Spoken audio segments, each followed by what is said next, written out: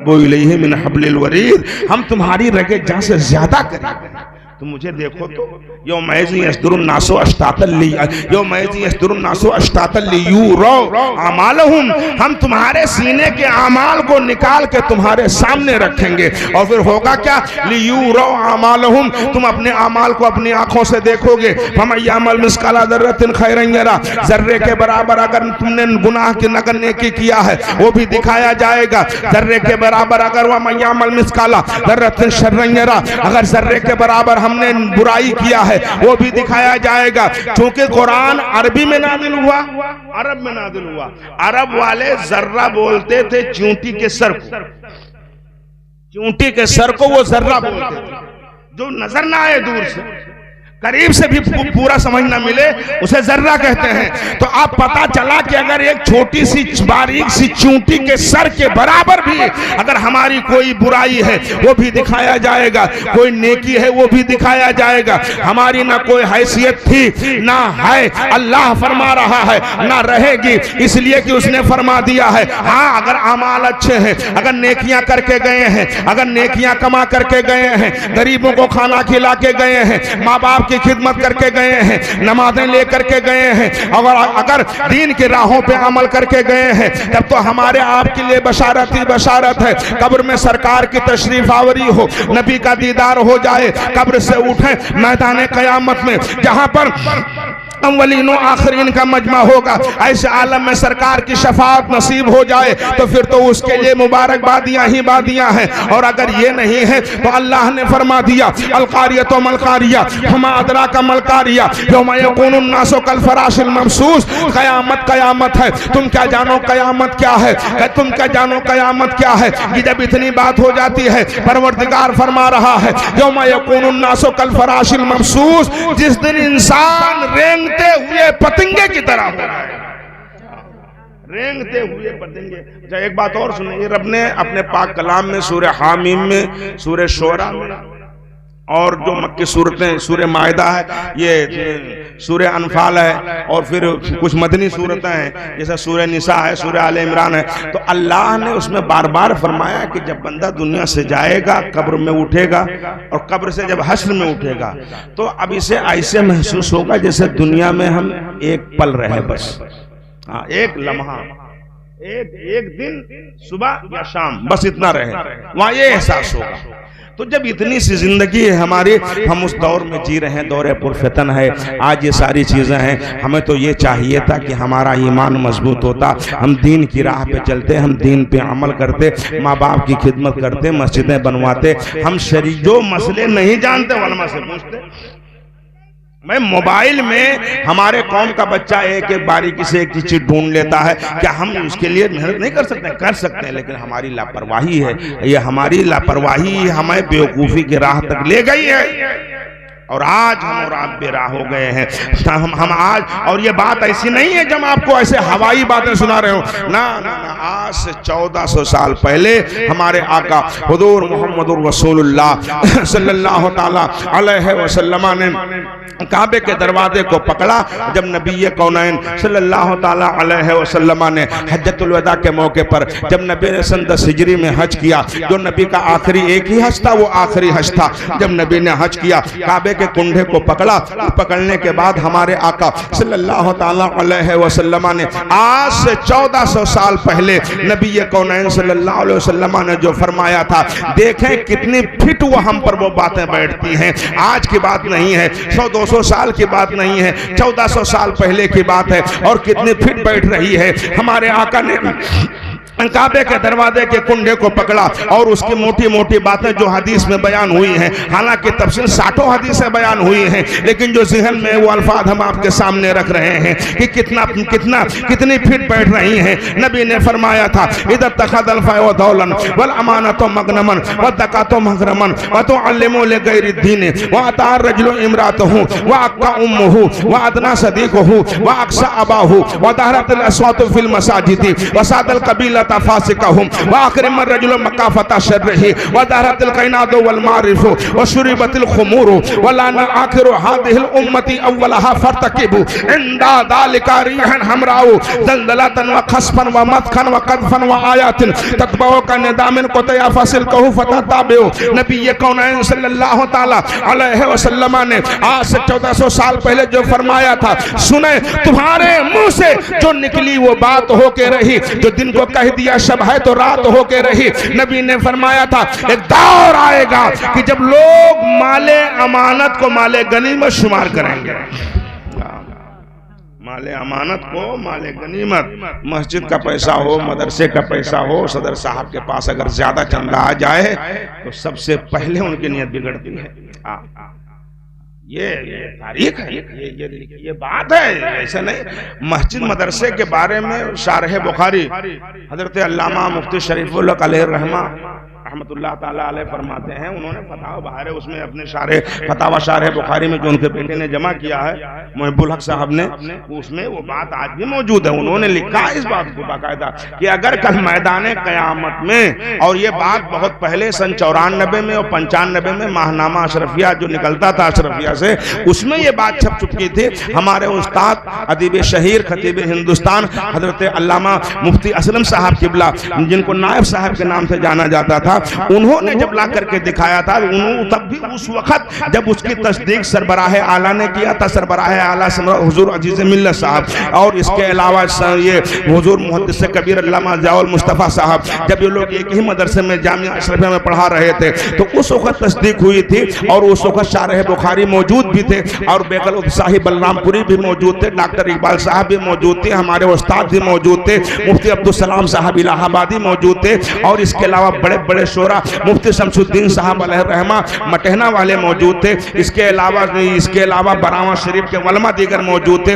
उतरौला के मुफ्ती मसीहुद्दीन साहब नए नए पढ़ करके आए थे, उस वक्त वो भी नौजवानों में शुमार हो रहे थे, वो भी मौजूद थे। हमारे उस्ताद मुफ्ती मसीह साहब किबला वो भी मौजूद थे, दीगर बड़े बड़े अकाबिर उलमा। और मजे की बात है कि उसी वक्त साहिब रईसुल कलम हजरत अल्लामा, जिनका नाम सुनकर वहाबियत को पसीना आ जाए, हजरत अल्लामा अरशदुल कादरी साहब अलैहि रहमा, वो भी तशरीफ लाए थे कि बड़े वलमा का जम्मे गफीर लगा हुआ था। डॉक्टर इकबाल के घर में बड़े वलमा का जम्मे गफीर लगा हुआ था और हम लोग छोटे छोटे थे, हम लोगों की ड्यूटी लगी थी कि वलमा को पानी पिलाओ, तो हम लोग मुफ्ती शारह बुखारी को, अल्लामा ज़ियाउल मुस्तफ़ा साहब को, अल्लामा अरशदुल कादरी साहब को हम गुनहगारों ने पानी पिलाया है, उनका फैजान है, सदका है, उनके चेहरे की ज़ियारतें हुई हैं। तब उस पर बहस हो रही थी तो वो लोग मुस्कुरा रहे थे और कह रहे थे कि मुफ्ती साहब आपने तो ये लिख दिया है कि उन्होंने जो बात लिखी थी वो मैं बता रहा हूँ, ये तो ज़िम्नन बात ज़हन में आ गई। उन्होंने लिखा था कि अगर मैदान क़यामत में मौजूदा दौर के मस्जिद मदरसे के सदर सेक्रेटरी बख्श दिए जाएंगे तो गुनहगार कोई नहीं बचेगा। तो जब पैसा आता है तो ये आती है, अगर पैसा आ जाए, मैं मुफ्त का किसे नहीं अच्छा लगता है। अल्लाह के रसूल ने 1400 साल पहले जब इज्जत तखदल फैव दौलन, जब माले अमानत को माले गनीमत शुमार किया जाए, हम इज्जत तखदल फैव दौलन वल अमानत तो मगरमन व दखा तो मगरमन, जब माले अमानत को माले गनीमत शुमार किया जाए, ज़कात देना बोझ महसूस किया जाए, वो तो अल्लमो ले गैर दीने, और तालीम सिर्फ दुनिया के लिए हासिल की जाए या दुनियावी तालीम हासिल की जाए, कुरान की तालीम से दूर हो जाए। जब कुरान की तालीम से दूर हो जाएंगे तो ना हमें नमाज पढ़ने का तरीका आएगा, ना रोजा रखने का ढंग आएगा, ना हमें नहाने का तरीका आएगा। हमारे दरमियान इतने लोग मौजूद हैं, कभी आपसे तन्हाई में हमारे कारी साहब को पूछ लें, वो तो बताते ही रहते हैं, बताए होंगे, अगर जहन में होगा तो जवाब मिल जाएगा, और नहीं होगा तो अगर वो कभी आपसे पूछ लें, मजमे में नहीं पूछेंगे, घबराए नहीं, कि अगर पूछ लिया जाए कि ये बताओ मेरे कौम के नौजवानों, तुम अगर तुम नापाक हो जाओ तो तुम कैसे पाक हो? गुस्ल का तरीका क्या है? बस शैम्पू साबुन लगा लेने से कोई पाक नहीं हो जाता है, 10-20 डोल या फव्वारे से नहा लेने से पाक नहीं हो जाता है। अगर नापाक हो गए तो हम पाक कैसे हों? और अगर पाक नहीं होंगे तो हमारी ना कोई नमाज कबूल होगी, मस्जिद में जाएंगे गुनाह होगा। हम पाकी कैसे हासिल करें? हम मुसलमान हैं, हम पाकी कैसे हासिल करें?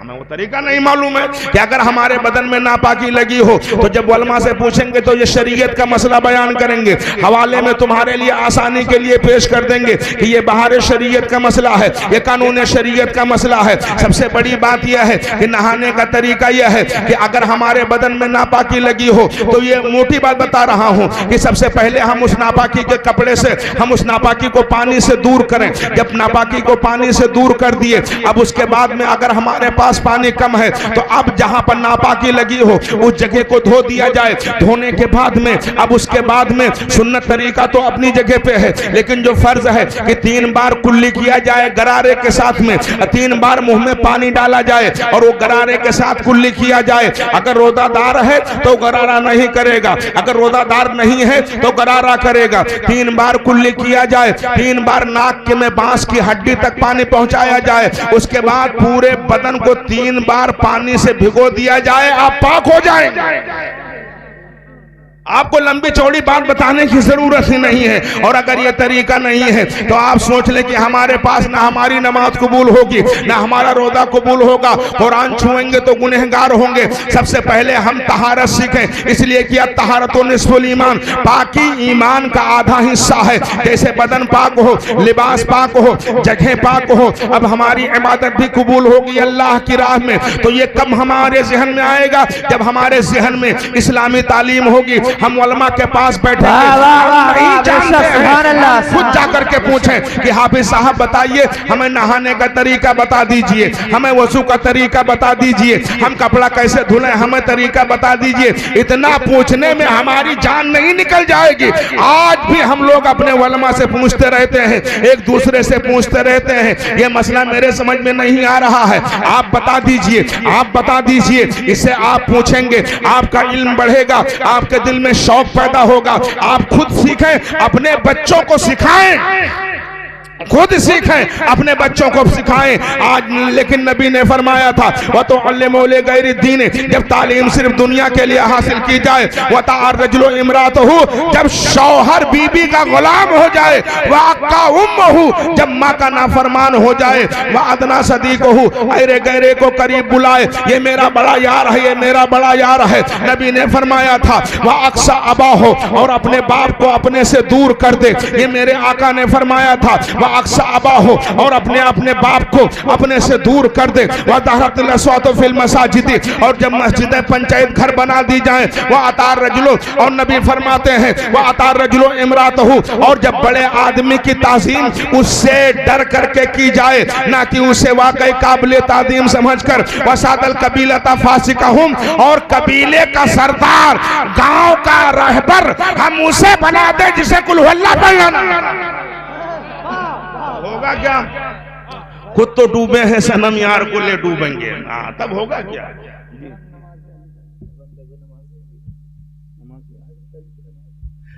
जी जी, अगर गांव के रहबर को बना दे जिसे कुल हुवल्लाह ना पढ़नी आती हो, जिसे बिस्मिल्लाह ना पढ़ना आता हो, आप बताओ अगर वो कौम का रहबर बन जाए तो उससे होगा क्या? जबकि जबकि हजरत उमर फारूक आदम का दौर था, अगर किसी को खलीफा बनाते थे, किसी को कहीं का गवर्नर बनाते थे, तो सबसे पहले लिख देते थे कि अगर हमारे गवर्नर से कोई तकलीफ हो हमें फौरन शिकायत लिखी।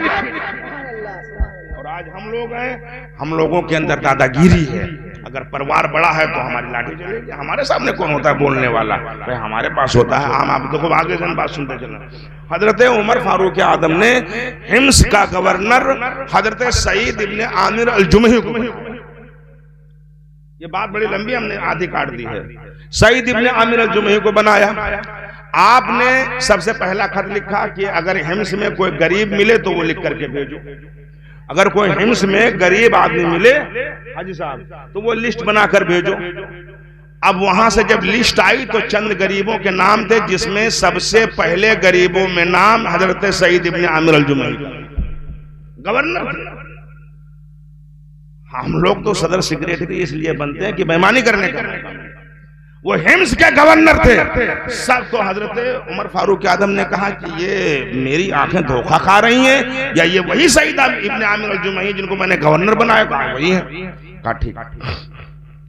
अब उसके बाद में हजरत 4 शिकायतें आई वहां से कि आपके गवर्नर से हमें 4 शिकायत है, सईद इब्न आमिर अल-जुमही से।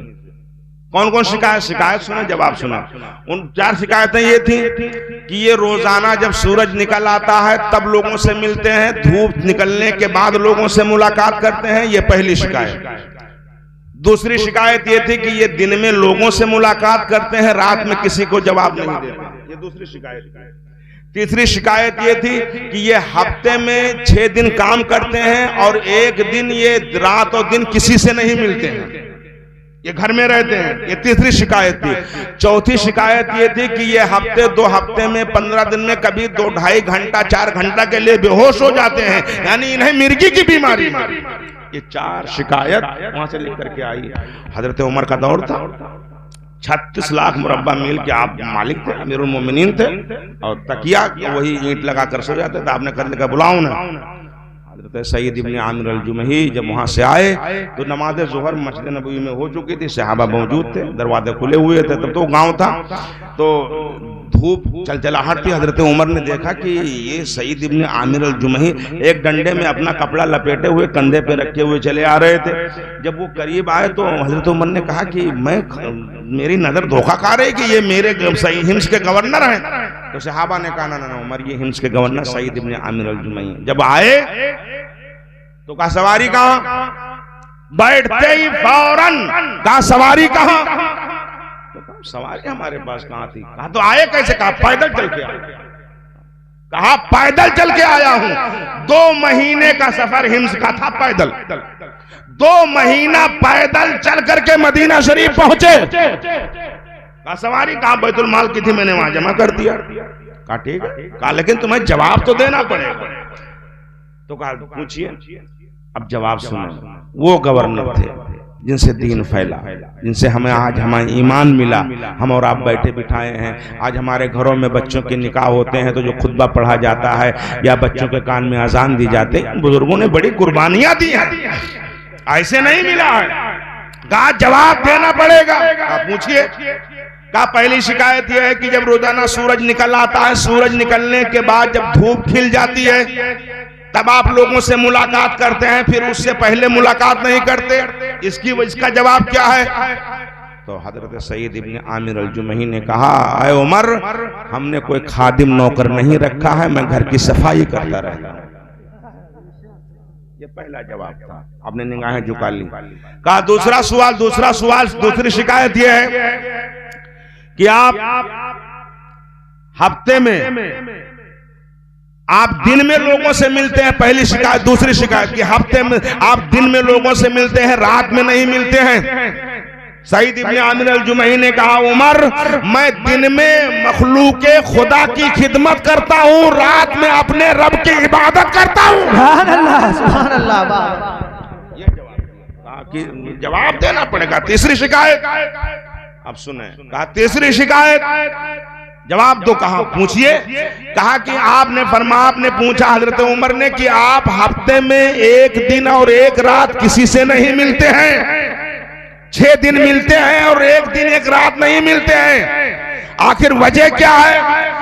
एक पूरा दिन आप किसी से नहीं मुलाकात करते हैं। तो हजरत सईद इब्न आमिर अल-जुमही ने जवाब दिया, आए उमर, मेरे पास यही 2 चादर है जो मैं पहन के मदीने से गया था, मेरे पास कोई कपड़ा नहीं है, मैं 6 दिन इस कपड़े को पहनता हूँ, 6 दिन में जब गंदा हो जाता है तो मैं धुल करके इसे अपने आंगन में डाल देता हूँ, मैं बरहना, मैं नंगा अपने आंगन में बैठा रहता हूँ।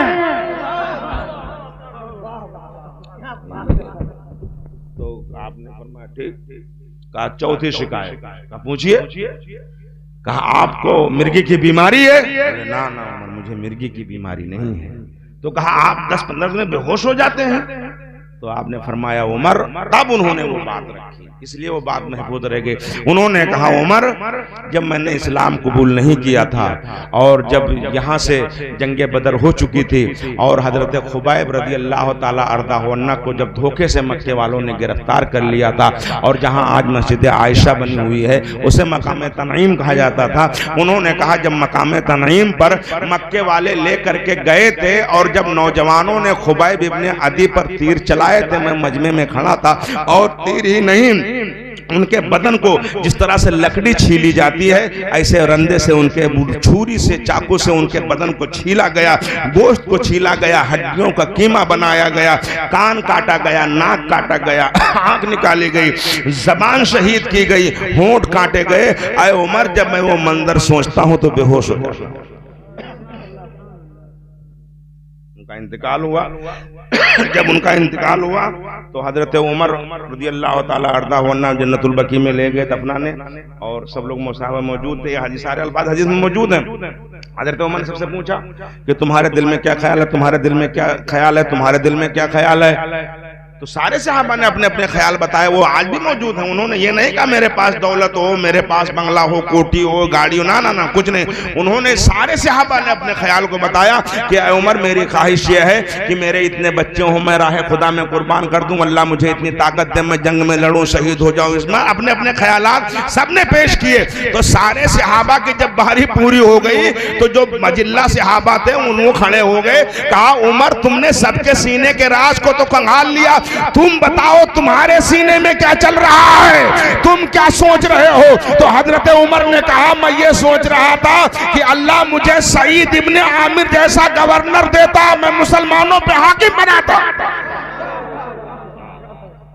तो नबी ने फरमाया था कि जब वो अता रजुल इमरात हो, जब लोग जब बड़े आदमी की ताज़ीम उससे डर करके की जाए, जब कबीले के सरदार बड़े बड़े फासिको फाजिर को बना दिया जाए, और इसके अलावा जब वज़ारतुल कायनात वल मादिफ हो, जब गाने वालियां और बजाने वालियां पैदा हो जाए, जब गाने बजाने का रिवाज आम हो जाए, और शुरीबतुल खुमूर, और जब लोग शराब पीने लगे और जब अपने अगलों को बुरा भला कहने लगे, तब नबी ने फरमाया था तब तुम पर आसमान से बलाएं नादिल होंगी। कौन सी बलाएं नादिल होंगी? नबी कौनैन सल्लल्लाहु ताला अलैहि वसल्लम फरमाते हैं इंदा दालिका रिहन हमराउ वदललतन व खसफन व मदखन व कदफन व आयातिन तदबउ का नदामिन को तया फसिल कहू फतदाबु।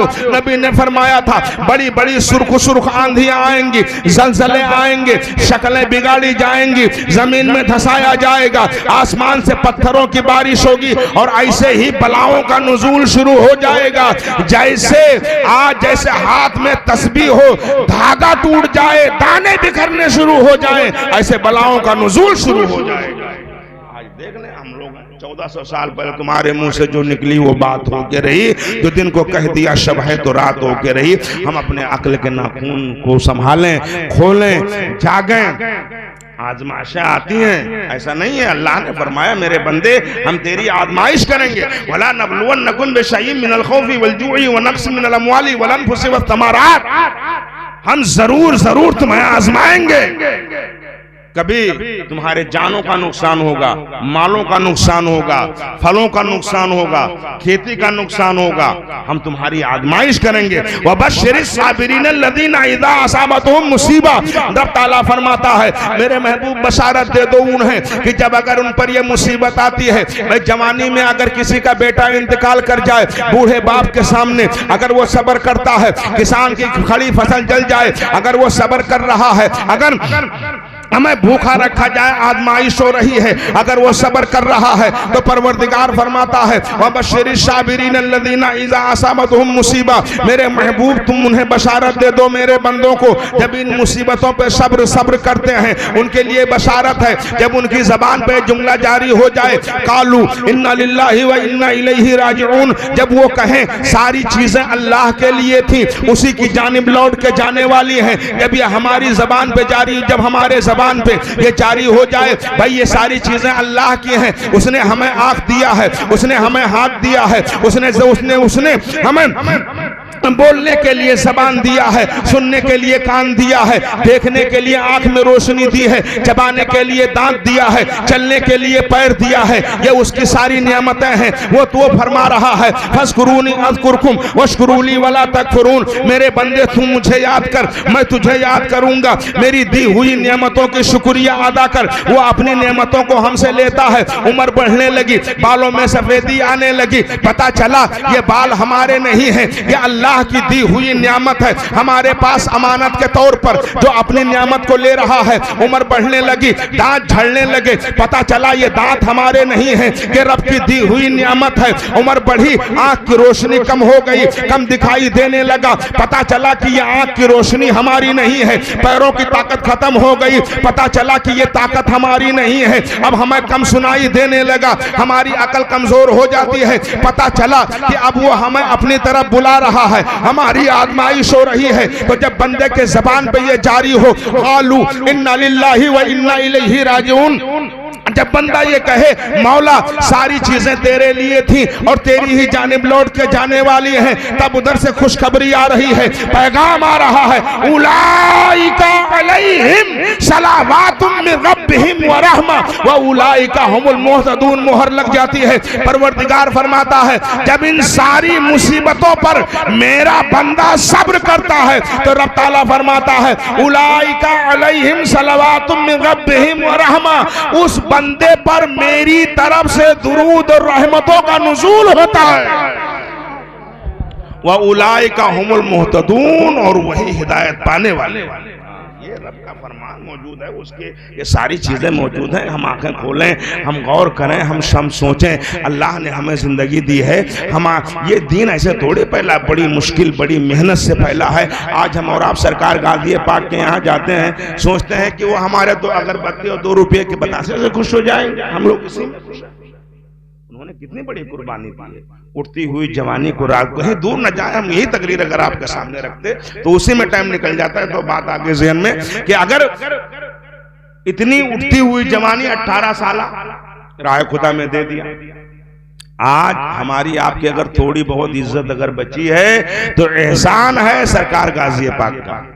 हाँ, ये ना भूलें, एहसान है सरकार गाज़ी पाक का, उनका करम है, उनका फैज है, उनका सदका है, हमारी आपकी जिंदगी बची हुई है।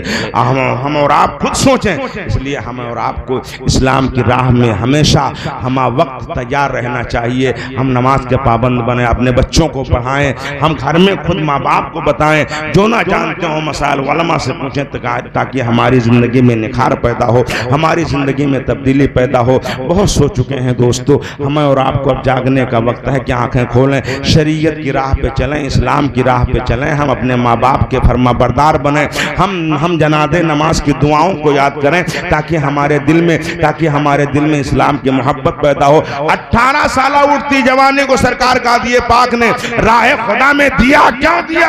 इस्लाम के तहफ़्फ़ुज़ के खातिर। हमारे कौम का 18 साल का जो बच्चा होता है, हमारे कौम का जो 18 साल का नौजवान होता है, ना उसे कुछ आता है पढ़ना, ना उसे कुछ बोलना आता है, लेकिन दोस्तों ये हमारी कम नसीबी है। लेकिन फिर भी रब ने बड़ा करम कर दिया है, हमारी जमात के बड़े मुक़्तदर वलमा मौजूद हैं, बड़े जिम्मेदार वलमा मौजूद हैं। हम मसाइल को इनसे सीखें, हम दीन की बातों को सीखें, इसी पर चलें ताकि हमारी ज़िंदगी में निखार पैदा हो जाए। और अगर ये चीज़ नहीं है दोस्तों तो फिर सोच लो कि हमारी ज़िंदगी में हमें चाहिए कि हम अपने माँ बाप का खूब ख्याल रखें। पड़ोस में कोई गरीब हो उसका भी ख्याल रखें, कोई गरीब बच्चे की शादी हो आप दे दें, अल्लाह के नाम पे दें और उम्मीद उससे रखें कि वो हमें देगा। आखिर में हम आपके सामने एक बात रखकर फौरन हम अपनी बात खत्म करें, फिर इंशाअल्लाह जिंदगी ने वफा किया कभी मुलाकात होगी साल 6 महीने में, तो आपके सामने ऐसी कुछ बातें और रखी जाएंगी। ये तो हमारे उलमाओं का करम था, इनकी मेहरबानियाँ कि ये लोग खुद बोले थे हजरत हम आपके यहाँ पकड़िया में आए थे, फिर उसके बाद हाजी साहब के यहाँ घर पे 2 तबीबी इसी हफ्ते में, तो बोले हजरत कारी साहब साथ ही में थे, तो बोले अगर एक तकरीर हमारे वहाँ हो जाए तो हम लोग ये लोग खुद सुनने के लिए बुलाए थे। बता हमने ये बातें आपके सामने रखी, वरना हम आपको देख करके हम आपके सामने भी हम वो तकरीर जान दें कि हू करके रख दें, बस ठीक है जिंदाबाद जिंदाबाद जिंदाबाद हजरत आ रहे हैं, फनफजर तो हो रहा है मामला, तो उसमें ये होता है। हम और आप टिटी टिटी करें तो हम समझते हैं कि हमारे यहाँ बड़ा अच्छा हो रहा है और हम उसी में कामयाब हैं। ये जिंदगी नहीं है, जिंदगी तकरीर बड़ी मेहनत से, हमने पहले कहा था ना कि बात हर बात को नहीं कहते, बात मुश्किल से बात होती है, बड़ी मेहनत से बात तैयार होती है। ये दुनिया, इस दुनिया में दिन रात की बातें होती हैं या दिन की बात बातें होती हैं या रात की बातें होती हैं। दिन रात तुम्हारी महफिल में दिन रात की बातें हैं, कुछ बात नहीं होती लेकिन बेबात की बातें होती हैं। तो ये हमारा आपका अंदाज है। ये सारी चीजें हैं, हमें चाहिए कि हम अमल करें। सिर्फ आखिर में एक बात सुन ले वाक्य की शक्ल में। हमने इतनी तकरीर इतनी देर की, लगभग पौने 2 घंटा होने जा रहे हैं, लेकिन हमने सिर्फ 2 वाक़े आपके सामने रखे। बाकी हम हदीस की तर्जमानी या कुरान के हवाले से रोशनी में बातें रखी, क्योंकि आपका जहन अभी उस लायक था नहीं कि हम आपके सामने सिर्फ कुरान के हवाले से बयान करते, वरना ये आप पर बोझ हो जाता, बिल्कुल आपके सर से ऊपर निकल जाता। वलमा ये सुनने के लिए बुलाए थे कारी साहब और हमारे वलमा वहाँ मुनीर साहब किबला वगैरह, हाजी साहब, हमारे वहाँ साहब, इसलिए हम ये बातें आपके सामने इतनी ज़बरदस्त रख दिए। वरना तो हम लोग जानते हैं ना कि हम लोग उन्हीं को बुलाते हैं और सुन लेते हैं, चले जाते हैं हम ना। हमें वो है ना कि ये है राम की लीला कहीं धूप कहीं छाया, यही मामला चल रहा है हमारा आपका। ये राम की माया कहीं धूप कहीं छाया, उसी मामला चल रहा है और उसी में हम और आप सोचते हैं कि ये सब ऐसा चल रहा अलल टप। ये अलल टप नहीं है। हम जो यहाँ कर रहे हैं वो हमें आखिरत में जवाब दे। हमारे पड़ोस में अगर कोई गरीब हो, कोई गरीब बच्ची हो, उसको एक जोड़ा कपड़ा दे दें, रमजान शरीफ में दे, वैसे दे दें, हदिया कहकर दे दें, शुक्राना कहकर दे दें, कोई जरूरी है तो उसके लिए तो आला हज़रत सरकार के वालिद साहब ने बड़ी तफसील से लिखी है सिरातुल जनान में कि किस तरह से नजराना दिया जाए और मदद के लायक को मदद किया जाए, एक दूसरे का ख्याल रखा जाए, अपने घर की हिफाजत की जाए, बाज से ज्यादा तेज नजर रख। मेरी बात आप हल्के में ना लेना। आप जा देखते भी होंगे, देख भी रहे हैं, आए दिन अखबार पढ़ते भी हैं, अपने वलमा से खुद पूछे हम लोगों से, बाद में बात करें तो मैं बहुत दूर तक आवाज जा रही है, वरना हम वो बातें आपके सामने रखते ताकि आपके जहन के दरीचे खुल जाते। अपने किरदार पर नजर रखें। अगर हमारा बच्चा रात को देर से आ रहा है तो हम पूछें कहां गया था। अगर हमारी बेटी घर से बाहर गई है तो हमारा हक है कि हम पूछें, हम बाप हैं कि इतनी हमने अगर किसी के साथ भेजा है तो हमारी जिम्मेदारी बनती है, जो टाइम दिया है उस टाइम पर हमारी नजर के सामने। आप क्या समझते हैं? हमारी इज्जत गई, शोहरत गई, वकार गया, सारी चीजें बर्बाद हो गई हैं, कुछ बचा थोड़ी है। जमाना तालियां पीट रहा है, हम और आप वैसे खुश हैं। अभी भी हम पतुरिये के नाच के चक्कर में हम लोग लगे हुए हैं, अभी यही हाल है। इसको कौन, हमारे यहाँ जब कोई मसला हो जाता है तो जैसे चोर को दौड़ाया जाता है, ऐसे बस हाँ क्या हुआ क्या हुआ क्या हुआ क्या हुआ, फिर बेचारे जमाने में कहीं मुंह दिखाने के काबिल नहीं रहते।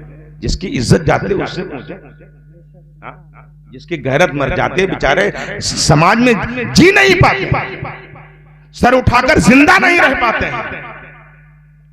अगर कहीं निकलते हैं तो मुंह छुपाकर निकलते हैं। इतनी गैरत। इस्लाम बड़ा गयूर मजहब है। इस्लाम ने तुम्हें झुकना नहीं सिखाया है, इस्लाम ने तुम्हें इज्जत से जीना सिखाया। हम खुद अपने किरदार पे गौर करें। हम क्यों हर चीज में हम नहीं जानते, जानते सब है। एक मिट्टी का बर्तन लेता आदमी उसे भी ठोंक बजा कर देखता है। हम उसके लिए नहीं जानते तो अब जमाना हमें जना रहा है। हजरत जो मैं बात कह रहा था वो बात सुन ले, फिर बात पूरी हो जाए, सलाम पढ़ लें, या अगर किसी से पढ़वाएंगे तो देखा जाएगा, वरना तो खैर अल्लाह खैर सल्ला फिर इंशाअल्लाह कभी कि हम और आप खुद अल्लाह उसके रसूल। रब ने फरमाया अरायतल्लज़ी युकद्दिबु बिद्दीन वज़ालिकल्लज़ी यदउल यतीम वला यहुद्दु अला तामिल मिस्कीन। अल्लाह ताला फरमाता है मेरे महबूब आपने देखा नहीं जो रोजे यौम जज़ा सजा के दिन को ठुकरा रहा है। बाद मुफस्सिरीन फरमाते हैं कि जो मेरे महबूब आपने देखा नहीं जो दीन की बातों को ठुकरा रहा है। फवैलुल लिल, रब ताला फरमाता है और जो यतीमों को खाना देने से मना करे, मिस्कीनों को धक्का दे। फवैलुल लिल मुसल्लीन अल्लज़ीना हुम अन सलातिहिम साहून। खराबी है, तबाही है, बर्बादी है उन लोगों के लिए जो अपनी नमाजों में दिखावा करते हैं। तबाही है, खराबी है जो अपनी नमाजों को दिखावा करते हैं। अल्लाह के लिए सजदे किए जाए, कोई काम किया जाए तो रब की रजा के लिए किया जाए। हजरत आज हमारे आपके यहाँ जो देखो ये बात फिर आगे जहन में, हजरत उमर फारूक हातिम के जमाने में हाजी साहब एक आदमी ने जमीन बेची, कहीं मैंने बयान किया है शायद ये बात, तो एक आदमी ने जमीन बेची, एक से एक दूसरे सहाबी ने खरीदी वो जमीन। अब वो जब जमीन बिक गई, उन्होंने ले लिया घर बनाने के लिए, वो गए मकान बनाने के लिए, लाओ बुनियाद खोदें। जैसे बुनियाद की खुदाई शुरू हुई तो अंदर से जैसे हाथ 1.5 हाथ की खुदाई बुनियाद की हुई तो अंदर से सोने भरा मटका निकल आया। जब मटका निकला, अगर हमारी आपकी जमीन में मटका निकला है, ओहो हमारी किस्मत लग गई, बड़े लकी हैं, बड़े तकदीर वाले हैं, सोने का घड़ा निकला है, चुपचाप ले चलो कहीं ना कहीं, बड़ी जमीन हमारी ये लकी। ये हम लोग सोचते हैं ना, लेकिन हज़रत सहाबा जब उन्होंने जमीन खोदी, सोने का मटका निकला तो उन्होंने फौरन मटके को लिया, सोने को सर पे रखा और उस आदमी को बुलाया जिसने जमीन बेची थी। उसने उसको बुलाया और बुलाने के बाद कारी साहब उससे वो कहने लगे, भैया तुम्हारे जमीन में सोने का मटका था, ये अपना मटका ले जाओ। तो उन्होंने कहा मैंने जमीन बेच दी है, अब ये हमारा नहीं है। तो अब उन्होंने कहा मैंने जमीन खरीदी है, ये सोने का घड़ा नहीं खरीदा है, ये तुम्हारा है, तुम ले जाओ। बात बढ़ गई, वो कहने कि वो कहने मैंने बेच दिया, वो आपका है। तो बोले मैंने सोना नहीं खरीदा है, जमीन खरीदी है। बात बढ़ती गई बढ़ती गई, हजरत उमर का दौर था, बात पहुंची हजरत उमर तक। जब हजरत उमर तक पहुंची तो कहा मामला क्या है? तो जमीन बेचने वाले का ने कहा कि उमर मैंने जमीन बेच दिया, हमारा कोई हक नहीं। खरीदने वाले ने कहा उमर मैंने जमीन खरीदी है, सोना नहीं खरीदा, ये इनका। हजरत उमर ने देखा बात बन नहीं रही है। हजरत उमर फारूक आजम ने देखा कि बात बन नहीं रही है, तो जिसने जमीन बेची थी उससे आपने पूछा ये बताओ तुम्हारे घर में जवान बेटी है कि नहीं? तो कहा हाँ उमर मेरे घर में जवान बेटी है।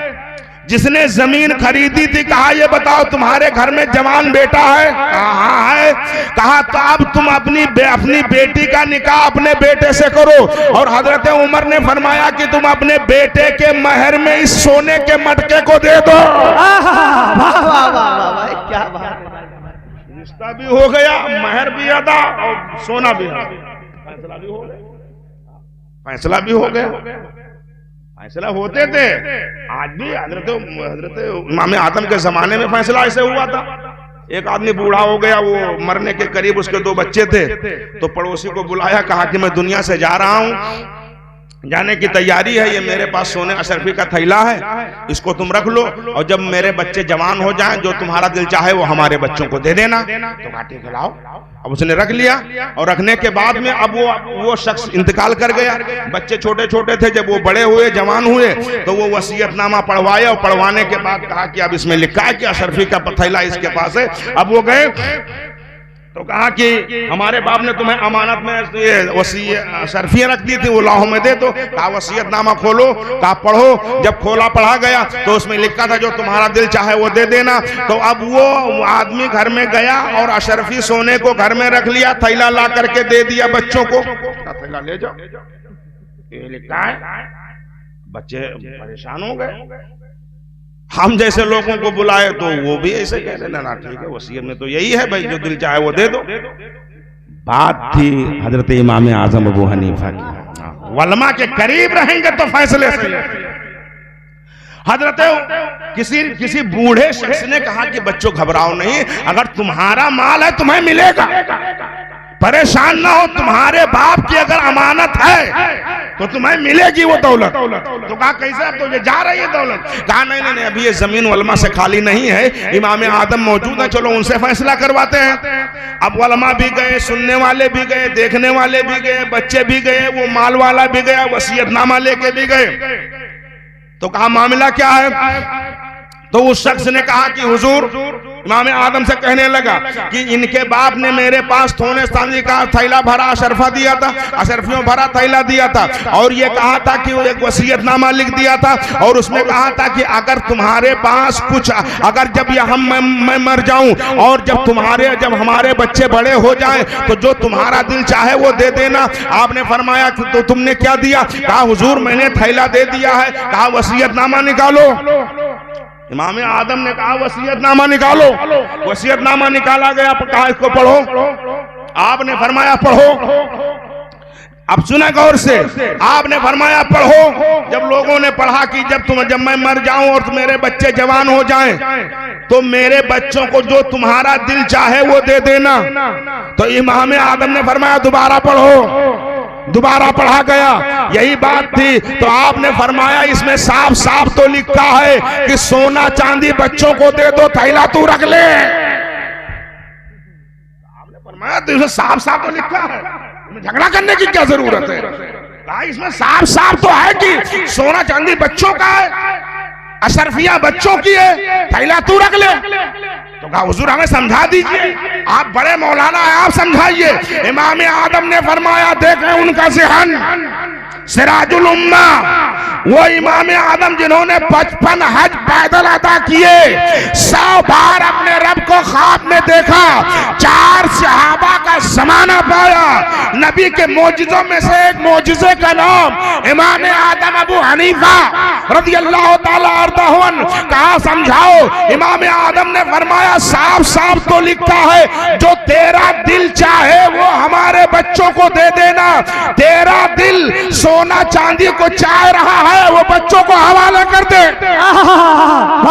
नारे तकबीर, नारे रिसाला, उलमाए अहले सुन्नत। थैला तू रख ले। आपने फरमाया थैला तू रख ले, सोना चांदी बच्चों को दे, इसमें लिखा तो है।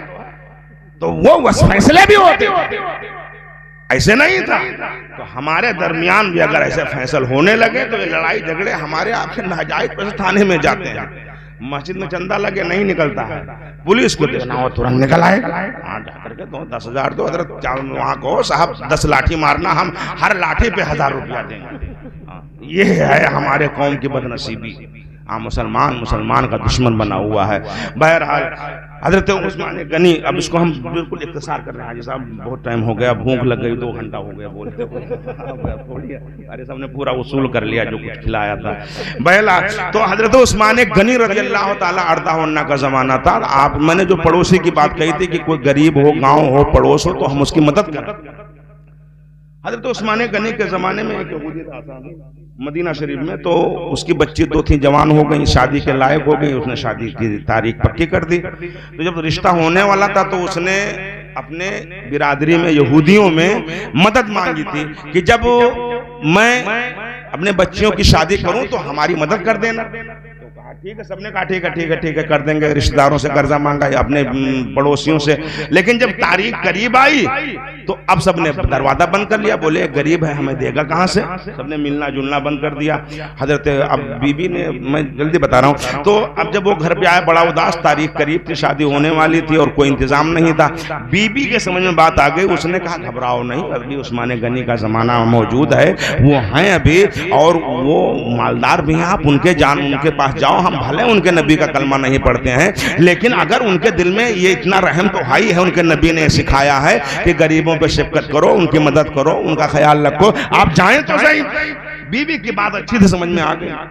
जब ये आया मिलने के लिए तो इत्तेफाक ये कह लीजिए कि हजरत उस्मान गनी रज़ियल्लाहु ताला अर्ज़हु अन्हु 100 ऊंटों पर गल्ला कटवा करके और वो गल्ले लदवा करके 100 ऊंटों पर ला रहे थे। 100 गुलाम हाँक कर ला रहे थे। हजरत उस्मान गनी आगे आगे, दोपहर का वक्त था, दरवाजे पे आए। जैसे आप पहुंचे वैसे यहूदी आ गए।